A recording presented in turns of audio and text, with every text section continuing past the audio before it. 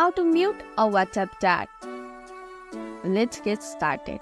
First, open the WhatsApp app on your phone. Navigate to the chat you want to mute. To do so, tap and hold the chat. Here, you will be able to see a mute notification icon at the top.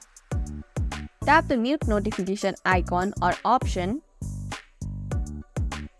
Now select how long you want to mute the notification, like 8 hours, 1 week, or always. Now tap OK or Done to apply. Tips: muted chat won't notify you, but you can still read messages anytime. And that's it. If you found this tutorial helpful, don't forget to like, subscribe, and press the bell icon for more updates. Thanks for watching, and I'll see you in the next video.